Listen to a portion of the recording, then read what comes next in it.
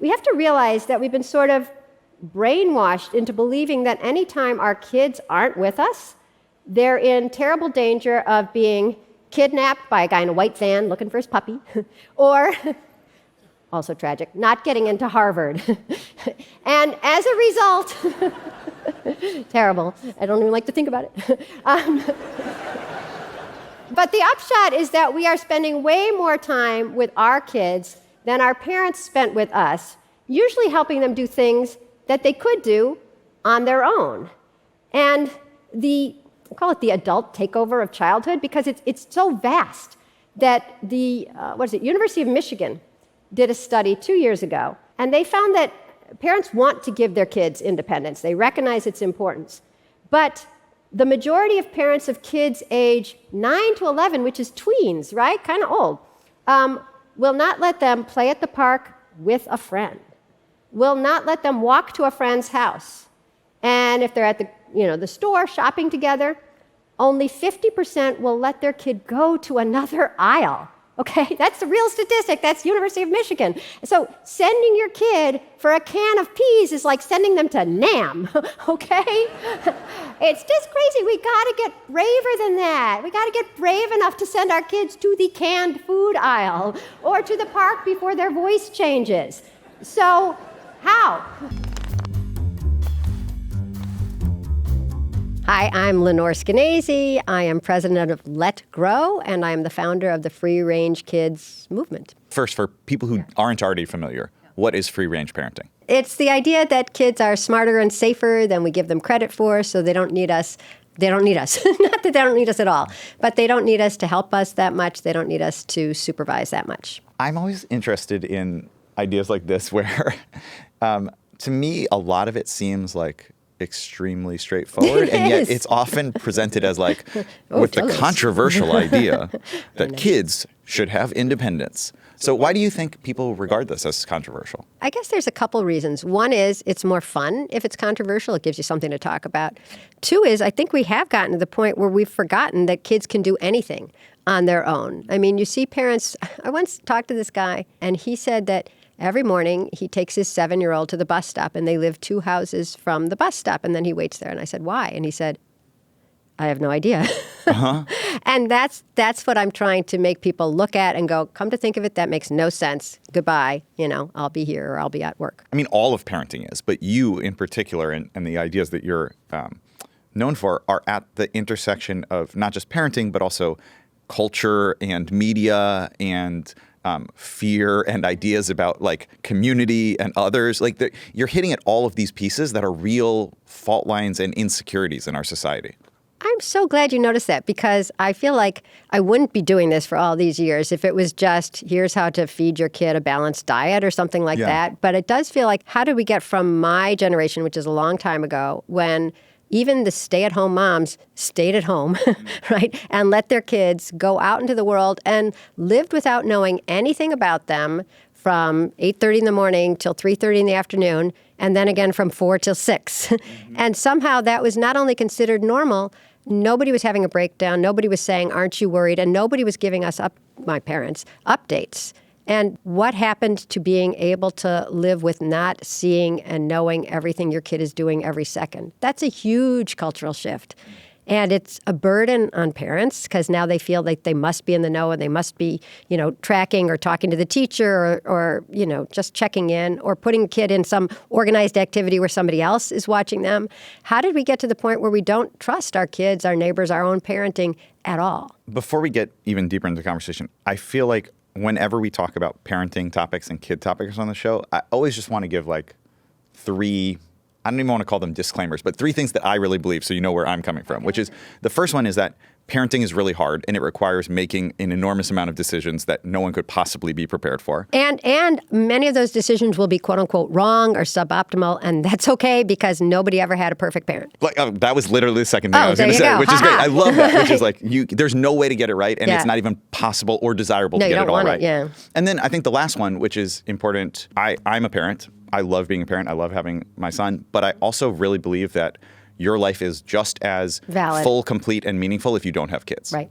that you just live a different life, not a worse or less than life. Right. But I think these questions about like trust and independence and what do we believe a society is for, I think those are questions that apply to individuals, whatever age you are, whether you have a kid or not. I think a lot of the pushback on this idea that kids should be alone and do something in any way is based in this fear of like something bad will happen to them, a crime will happen to them. It's an explicit fear, and it comes from this idea that like the world is bad and people are always out to get you. Right. That's a hard thing to push back on, and obviously you spent a long time pushing back on that. Yeah. So let's talk about the belief, and then we'll talk about how to maybe counter the belief. Please.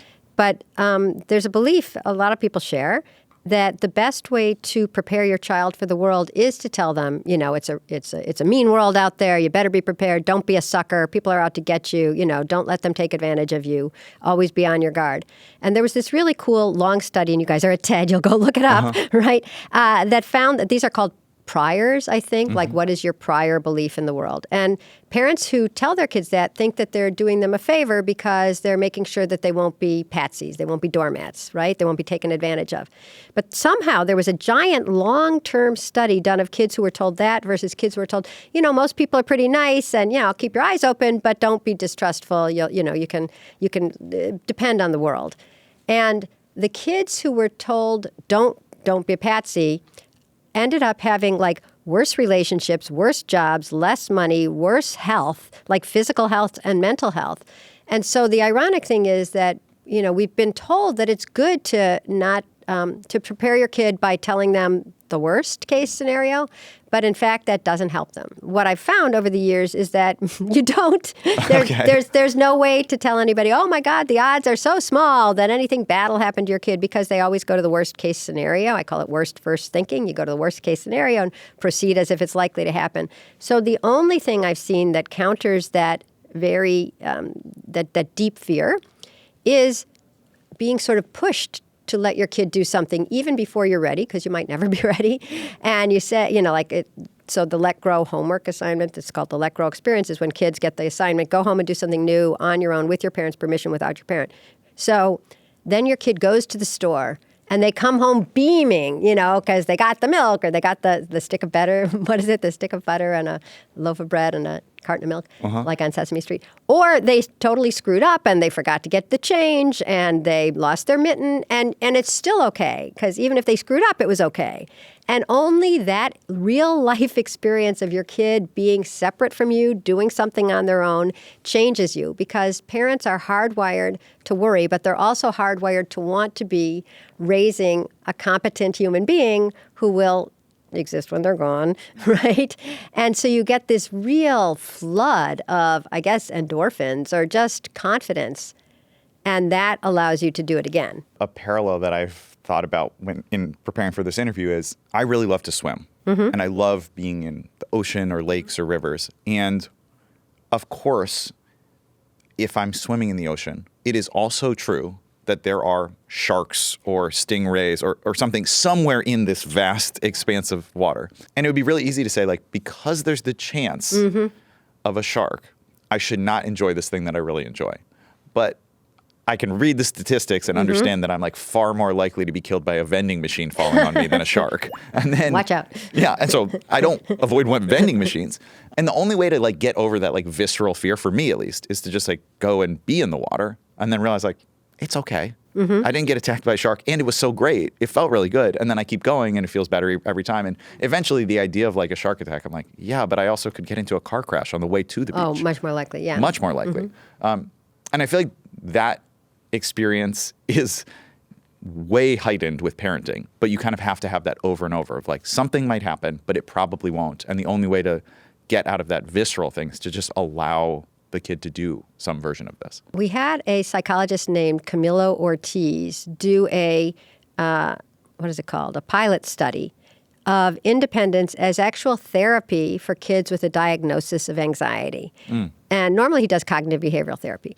But he recruited 4 families where the kids had like, not just like, oh, I'm scared, but like, you know, heart palpitations, or they couldn't go to school. I mean, sort of off the charts, worse than just everyday anxiety. And the way he treated them was the first week he just had the two parents come and he talked to them and he found out like the main reason that they were there. And in one case it was a 10-year-old who was afraid to go upstairs and downstairs in his own home. And in another case it was a girl who was afraid to sleep in her own bed, 9 years old. And then he had the parents come with the kid. And normally in cognitive behavioral therapy, it'd be, well, kid, I hear you're afraid to go upstairs in your own house. How about tonight you go up for 5 minutes and come down and see how that felt? And then tomorrow, next week we'll do 10 minutes. He didn't talk about that fear at all. He didn't mention the deficit or the problem. And instead he said, you're 10. I've been talking to your parents about how you're probably ready to do more than they let you do. What are some things that you want to do that you haven't done on your own? And in fact, that 10-year-old wanted to walk home from school. He wanted to take the Long Island Railroad, and he wanted to do some other things. And his job was to do one new thing either every day or every other day for 4 weeks. And he did these things, and it really changed him to the point where that was like over the summer, and then came the new school year, and he was about to go into middle school, which is a new school. And of course, because this is what I say, it's our culture that's sort of driving us crazy. The school sends home a note, a new school year is looming. And of course, your child will be completely flummoxed and confused and probably intimidated because they have to find a locker and they're going to meet new people and there's shiny, slippery floors, whatever it is. You might want to come with them just to ease the transition. And he told his parents, no, I got this. And he went to school by himself that first day. And he came home and he said, I was like the only one there without my parents.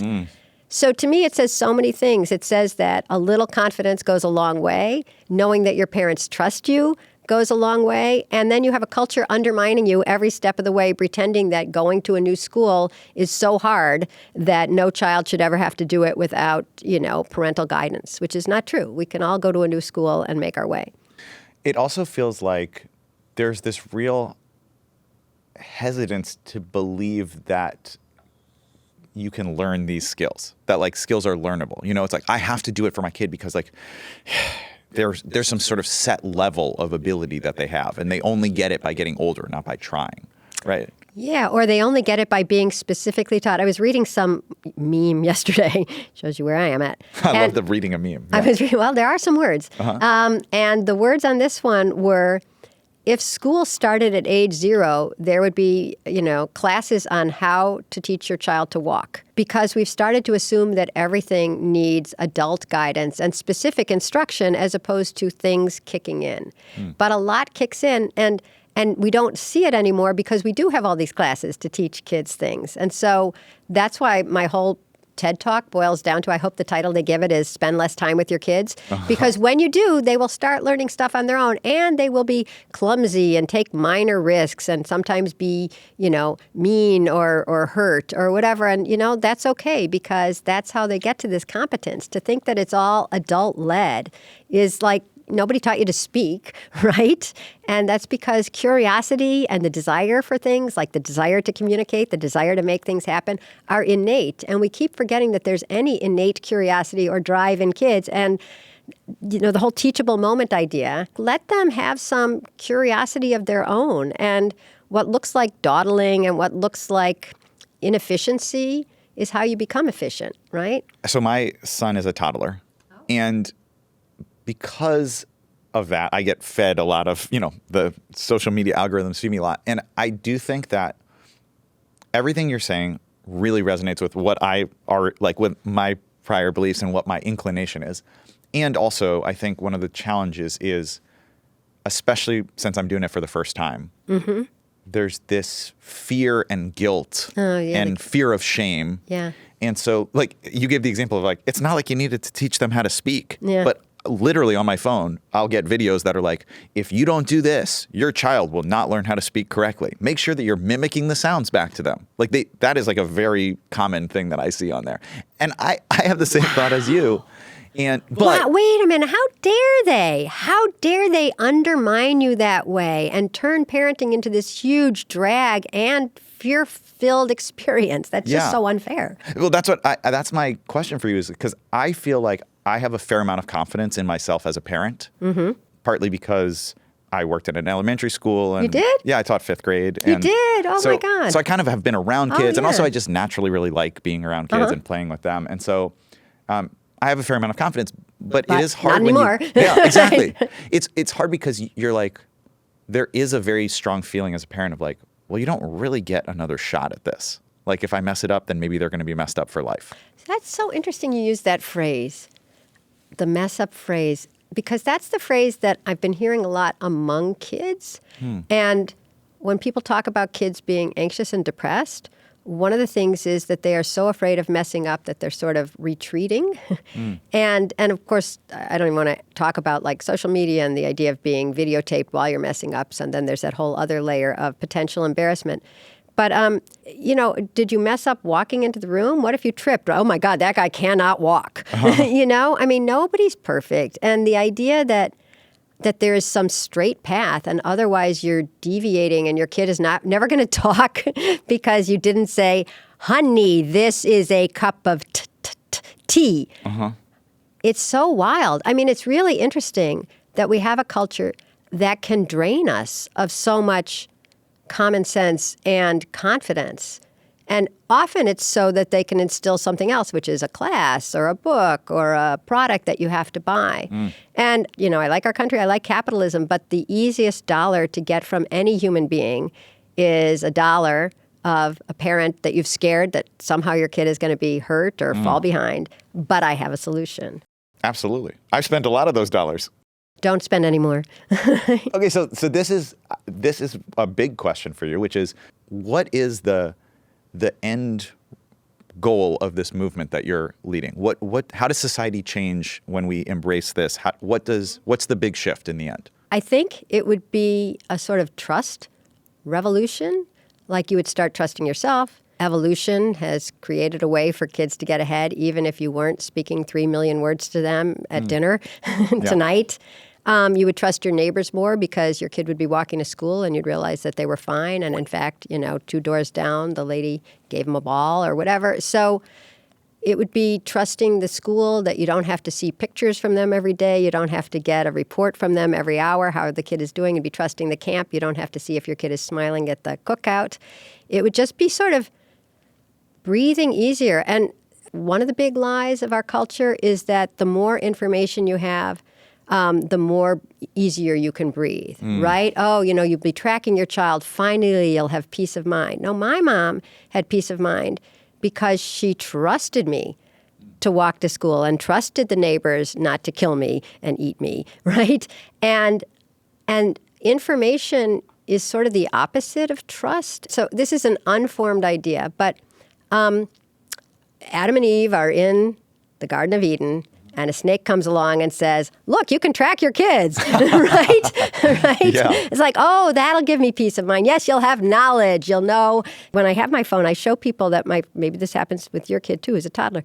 The daycare center that she sends her kid to sends a report at the end of the day that tells you, when they peed and whether it was number 1, number 2 or number 1 and how much they ate and all this superfluous, completely unnecessary information unless your kid was really ill and you were getting information from the NICU on like this worked for them or finally, they could eat something. But treating everything as if it's so close to death that you better have every bit of information on are they surviving, are they thriving, is a really radically crazy way to look at childhood and your kid. And it drives you crazy the same way if your kid was really ill. And so to be able to step back from that is the only way you can breathe easier. The only option for us to feel confident and hopeful as parents is trust or faith or whatever you want to call it, other than constant information and constant intervention. And we're being told the opposite. Absolutely. I think that one of the most challenging things that I've had to do as a parent so far is a really small one. He was born early. And so there was a genuine need at first. Well, there was certainly a lot of fear, but there was also a genuine need to track how much he was eating at first. Okay. And so we had a notebook and we would write down how much he ate. And once he was doing fine, we kept doing it. And a lactation consultant came and, helped out with a lot of stuff. But then she asked us, what's your plan to stop tracking? Oh, God bless her. And I was so surprised by that. Yeah. And I genuinely felt like that was one of the hardest transitions of the whole parenting journey, was to decide, like, this thing that feels like very active, and I'm doing it. And when I do it, I protect my son. And then I had to be like, actually, it's okay if I don't know how many ounces he ate today. It doesn't matter. He's fine. It was really hard to stop writing it in the notebook because at the end of the day, I could add it up and go, looks like we're good parents. And then the next day, when we stopped doing it, it was like, I guess he's okay. Yeah. And that had to be, I guess I'm a good parent because I got him to a place where I don't need to do that. But that was a big mental shift. Yeah. I'd say just accept the fact that you're a good parent, period, without any evidence. Okay? Because there'll be evidence along the way that you think you're a terrible parent because your kid does something stupid or bad. And it's not that you're a bad parent. It's that people are people, right? And when you stopped writing this down and it was like a week later, did you feel better that you weren't writing it down? Yeah, absolutely. Yeah. But it was the transitional days were the really hard ones. Right. So that's what Let Grow is trying to do. We're trying to be that lactation consultant in a way. It's like, I know you think you have to walk your kid to the bus stop. I know you think you have to watch every soccer game. I know you think that things are better if you're in the backyard with them. Oh, I'm not paying attention. I'm not interfering. I'm just like, oh, do you need a Band-Aid? Yeah. Not interfering. Oh, do you need a sip of water? Not interfering. Oh, it's his turn. Anyways, if you can take that step back, then you get to that point like you were a week later when it's like, oh, this is going okay. Oh, I can trust my kids' guts and internal system and their health. And once you can do that, then your kid is I don't want to say better off because that becomes this judgy thing again, but you can breathe easier, right? So I'm going to beg here. Our programs are free. All our materials are free. If you go to letgrow.org and you click on schools, if you're a teacher or principal or whatever, or you show it to your school, you can just get the Let Grow experience, which tells all the parents in the school to let their kids do something new. And that's like the lactation expert. It is a trusted authority, the school, telling you that you can take a step back and let your kids step up. And once you've done it a couple times, then you will breathe easier. And then you will see other kids around in the neighborhood. And then there will be kids doing errands for you. And then there will be kids just saying, like, I can do this myself. And you will feel great. And you will actually have a little free time. There's so much that's really practical that you can do today. So let's look at a couple different ages of kids. Okay. If someone has Say a toddler. A toddler, yeah. Yeah. Oh, yeah, we can start with me. Yeah. Let's start. Say a toddler. How can you start embodying these principles at an early age? The best book about this, I thought, was certainly not mine, was a book called Hunt, Gather, Parent. I'm sure she's given a talk or will. Micheline Duclaff or something. And she says that just like there's an innate drive for a lot of things like eating and sleeping, there's an innate drive in kids to help out. They really want to be part of something, and the part of something is your family or your community. I didn't read this book when my kids were young, so it didn't work. But it seems like a great idea for other people, which is have them help out. And I know it takes forever, and I know they will spill, and they'll do a lousy job of cleaning up. But if you could have them, like, fold the napkins for dinner or sort the laundry. Not that I even sort the laundry. You don't have to sort your laundry. Just do it on cold. It's so obvious. But just have them do some things. They love being part of stuff. And there was a lecture here, or a talk, by Jennifer Wallace about how how everybody wants to matter. Well, weave them into the fabric of everyday life, and then they don't even have to question that. Of course, I'm the kid who takes out the garbage. And as they get older, just have them do more stuff in the real world, and then have them do it without you. And they can always do it with a friend or a sibling. So if you're afraid of them just being by themselves at the grocery, have them go with a friend. But there's nothing more exhilarating than being competent. I mean, it feels great. I feel great. I just did my TED Talk. I'm done. I have like the pinnacle of competence for me. It feels so good. Why would we take that away from our kids by doing everything with them and for them and always assisting them? The message they get is that you love me and you don't think I'm really that smart. And it feels like when kids get to be teenagers, they have a very natural push of like, even if you are trying to not have them be independent, they're going to say like, I want to be independent. I need this space. I wonder if that's true? getting extinguished too. I've seen kids who are in middle school, maybe not high schoolers. They seem sometimes, and I haven't seen that many schools, and I've seen kids in school, so maybe that's the problem. But they seem really passive.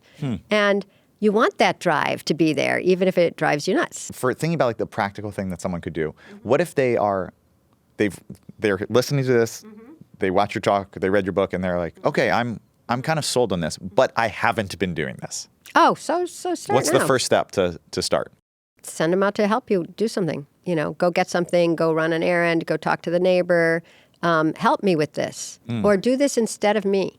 I've been doing this for you. I bet you could do this now. It's interesting because it really is so simple, right? It's so simple that I'm supposed to be simpler. writing now a 30 days to a let grow kid. And I have resisted this for 17 years because I think duh. Yeah. It's like open the door, let them go play outside, I keep saying the same things, have them run an errand, have them get themselves to their guitar class, whatever. And I'm realizing that people do want instruction because we've almost been instructed to expect instruction. And when you just told me at the beginning of this talk that you're getting stuff in your social media feed every day on how to talk to your kid and feed your kid and whatever else you're getting. Yeah. I guess I didn't realize how much prescription was being shoved down parents' throats. And I didn't want to be part of that. But if that's how people get their information and sort of get the permission to do new things, then I gotta get with the program. I gotta write that thing. I do think that there's so much of that information out there, and I do think that this makes so much sense. I also think that it is really countercultural. There are a lot of forces that are saying having your kid be not immediately supervised, not instructed in all of these things. That is a wild, radical idea, even though it's so simple. That's the message that I get from the parenting media that is served to me and from the parents on the playground and all the other places is that's wild. But if people understood how much kids learn when they're not with us and when they're not in a class, then they wouldn't keep thinking that it was either kids were being safe and educated or lying fallow and they're in danger. So the Yale study took parents coming into a museum in Philadelphia, and they told Group A, the kids were 5 years old, your kid has to put on all this hockey gear because that will get them in the mood for the museum. And then Group B was told, your kids have to put on this hockey gear. And let me tell you, every time they're trying to figure out how to make, how to do that toggle or how to pull on that boot, they are learning. Each of those is a learning experience. And then they clicked to see how many times parents were helping the kids. And the ones who knew that who'd been told this is a learning experience intervened half as much. Wow. Because they all immediately recognized, okay, he's struggling, but their synapses are building, and cognitive ability is kicking in. If everybody understood that about independence, that even when a kid is waiting at the bus stop and the bus doesn't come and it's late, realizing I should go home again, or I guess it's time for me to walk to school. All that's executive function. That's paying attention. That's agency, the big word of the year, agency. Then maybe they could step back because they would see how much is going on when they're not teaching them and not watching them. And that's also what I want people to recognize about play. When kids are given time to just play. Oh my God, it's just child's play. I wish they would get that play out of the way so they could get back to learning. You're learning so much when you're playing, and you're making friends, and you're getting exercise. And so there's it is the most nutrient-dense thing that kids could do for their minds and their bodies and their future selves and their social lives and their joy, right? And we're all worried about kids being anxious and depressed. Look, we have a natural cure here. It's called free play. Kids are driven to do it. We keep replacing it with travel soccer. If you step back, actually, that is an enriching experience for them. I think that if people recognize that, at least they would sign their kids up for free play after school, just the way they sign them up for chess. It's reflective to me also of, in American culture, there is a real push to not have moments of inactivity or boredom or silence, right? I go from working on my computer to I'm actively doing something, and then while I'm waiting for the bus, I'm looking on my phone. There's really, I'm never supposed to be. It's not even ever supposed to be. It is boring to be bored. Yeah. And now there's a lot of ways to get out of that very quickly, and I do it all the time too. But I don't think it's frowned upon. I just think that that there's so much water that immediately seeps in. So I got to tell you, this one guy I met here, Adam Horowitz, he studies dreams, and he said, collectively, our dreams are getting less interesting. Why? Wow. Why? I guess because we don't have as much boredom or free time? Because When we're bored now, we immediately go to our phones, which I do, even when I'm in the, checkout line. And so we've gotten less good at daydreaming, so we're less good at night dreaming. Wow, that is fascinating. Isn't that wild? That is really wild. Yeah. There are, sometimes with issues like this, which are cultural, but they're also, parenting and they're societal, there are models of other places that do it better. And one that I think about is I love the TV show Old Enough. Yeah. I think it is so fun. I met a guy from Japan here yesterday. He was laughing at me. It's incredible. It's just like Japanese kids, often very young, Yeah. doing errands outside of the house. And it is so funny. Yeah. And it's also just, especially watching it as an American, you're my like, God. And especially you got a toddler. it's incredible. Yeah, because it'll be like a 6-year-old will like go harvest spring onions and then like sell them at the market and then come back with like a whole thing of sushi. And the mom is like, hooray, you did it. Or the funniest episodes are where they completely fail at the task and they like decide to go off the rails. But it's not because they fail in the way that like we're scared of. Right. Right. It's like he's like, actually, I want orange juice instead. So then he goes and buys orange juice instead of the groceries. But that is indicative, right? Like the fact that they can make that show in Japan and it wasn't like Japan's most wanted criminals who let the kids do this. Right. So that's people a place think that does it more, maybe. Right. So people think that well, of course, if we lived in Japan, we'd all be doing that. But there's two things going on there. One is it's the society that says it's fine. But two, it's a society that recognizes that a 6-year-old, and actually those kids go down to 2, which seems a little young, are competent or can be reasonably competent enough to the point where you can film them doing something. So, and what I really love, there's one episode where it's a girl who's like about 5 and her brother who's 3, and they're always going to get something for sushi. It always makes you hungry. And the little boy is crying his eyes out at the beginning. And if this was American TV, cut, or a mother, like, how's the mother going to let him go? He's crying, honey. Why aren't you going to soothe him? It's like, because he's going to be beyond soothed by going to the butcher and then going to the rice store and going to the vegetable place and then going to the fish. They go to like, they do like a 5-course errands. meal.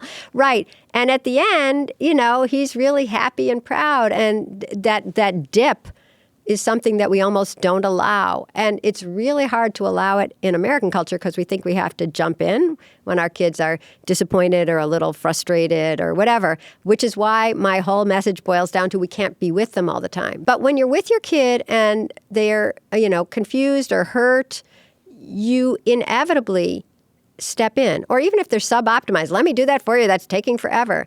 So the only way to not jump in is to not be there to jump in. So that's why the message becomes pretty basic, which is we can't always be with our kids. You can't have an adult always with your kids or they will change childhood. I grew up in New York City. Yay. And where? I grew up on the Upper West Side. Okay. And when people ask me what it was like to grow up in New York, one of the things that I always tell them is that the best time was when I was old enough to do things on my own, but not old enough to drive a car. And that for a lot of kids, that's a really boring period of time. Right. And a horrible time for parents because they are stuck driving the car the whole time. But for me, I can be like, I'm going to go walk to my friend John's house. We're going to go to the movies. We're going to go to a concert downtown. And when I think about what informed my sense of self, my passions, the kind of music that I like, the kind of movies that I like, just like who I am, so much of it was having that independence in a place where there was a lot going on. And so I share that to say, like, it would have been such a different experience and so negative if my parents had said, you live in a city, it's dangerous, you can't do those things. Instead of saying, this is the benefit of where you live, is that you get to do those things. The first time, like my dad, I know you have a very personal relationship to letting your kid take the subway. But there's like this, there's a moment in my family history that's like we always laugh about, which is that the first time my parents let me take the subway alone, my dad like secretly followed me and like rode in the car behind me. But that's a funny story to me because he didn't keep doing that. Like he just did it that one time and then he was like, okay, you're fine. And so I think like that independence it let me be who I am. But I realized that must have been pretty scary for my parents to allow that. Like it must have been nerve-wracking and uncomfortable, even though it was so important to me. Right. So another thing that strikes me as strange about our culture is that people think like, they can be parents without worrying. Like, are you kidding? Are you kidding? Have you ever had even a goldfish? And now you have a kid? Right? And so that's one of the reasons that all this surveillance and tracking and, constant knowledge of our kids is supposed to alleviate that worry. And it doesn't. worry is part of the deal. And your worry is sort of a small price to pay for your kids thriving. It's a big price to pay. It is a big price to pay. Yes. It's a really I shouldn't hard say thing. it's a small price to pay. It's a big. I hate worry. And I do worry. People think I don't worry. The only thing I don't worry about is the subway and strangers. I worry, oh my God, my kids drive. I can't even, they don't even tell me. Like my son drove to Canada from New York recently, and it's like he didn't let me know. And I was grateful because I didn't know. Yeah. Right? It's also, as an adult, I feel like another genre of social media video. And we actually have interviewed him on the show. Is Jia Zhang. He wrote a book called Rejection Therapy. And so, the guy who went around trying to like do things that would always get rejected, Yeah, like ordering lobster at McDonald's. Exactly. Yeah. And what he found, Yeah. I mean, he's very focused on adults doing this for themselves. But what he found was all these things that he built up in his head as like, if I go to the donut store and say, can you make me one giant donut instead of 6 normal sized donuts? Of course they'll say no. And not only will they say no, they'll get mad at me and kick me out. And instead what he found is that like sometimes people said no and it wasn't a big deal. Right. And often people said yes and were excited. And then he had like this great connection and relationship. So I do think there's this element of what you're working on with parents to do to their kids that also a lot of adults we need to do for ourselves, which is to say like a lot of what I'm fearful about in the world, if I tested that against reality, wouldn't hold up. And instead I would have a more magical, exciting, and connected life if I just trusted a little bit more. Trust is the key. But living in the United States, social trust is not our strongest suit, especially not in this moment. But like, I guess I'm wondering, like, even for people who aren't parents, or for parents who are not thinking about this with their own kids, what can we do to challenge our assumptions? I got an easy one. That this world is, that we shouldn't trust people and that it is a dangerous and vicious place out there. So there was this other cool experiment done with college students. Half the group of 300 kids was told to read some article about like the world is a nice place. And the other half were said, okay, for 5 days next week, on day 1, you have to compliment somebody whose shoes you like. Day 2, you have to compliment somebody whose earrings you like. Day 3, something else. Ask somebody the time. And everybody was asked beforehand, are you going to, how do you feel about it? Oh, I'm going to look like an idiot. People are going to be annoyed. And of course, the people who ended up actually interacting with their fellow humans found the opposite. And then they kept wanting to talk to humans because reality is really way better than whatever is going on in our head, which is why all I'm trying to do is come up with ways of forcing reality upon parents so that they get to live in the real world instead of this terrible world that our culture has foisted into our head of everything being dangerous and our kids being in constant peril. I feel already there's a real strong pressure to be like, your kid is a representation of you. You're supposed to get things from your kid. You're supposed to get validation, and you're supposed to get social approval, and you're supposed to get all of these things. And that, I think, is a really strong force to think like, it's not just you're supposed to love them and you're supposed to do your best for them. Right. It's also that if they're in the playground and they're like playing it's badly, it's on you. Yeah, it's embarrassing. That's why, have I said this before? That's why if you're with your kid all the time, of course you'll intervene because, honey, we use our indoor voice. Yeah. Or, honey, we share our toys. And the kid's going, bam, bam, bam. Yeah.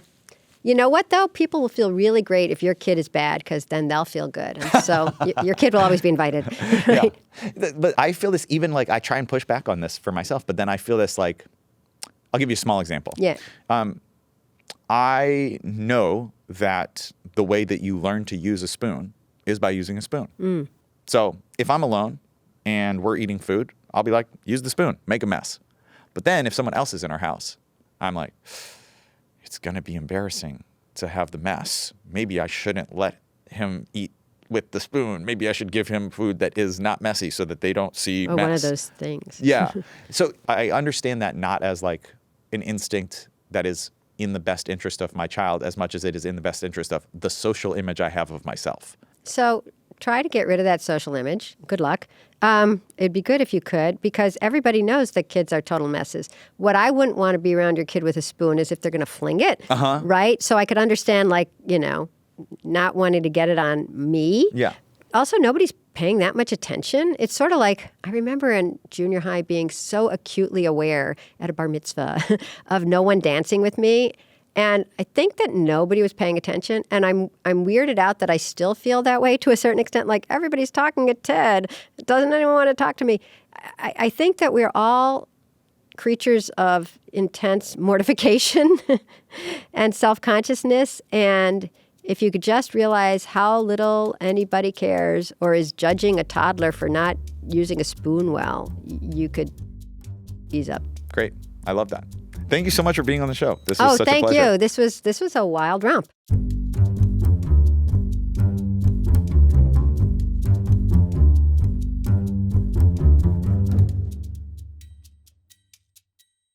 Hi, everyone. I hope you enjoyed this episode of How to Be a Better Human. Before you go, please click the like and subscribe button to get alerts on inspiring TED Talks and interviews. You can also head over to TED's own podcast channel, the TED Audio Collective, where we publish even more video podcasts. Thank you so much and hope to see you soon.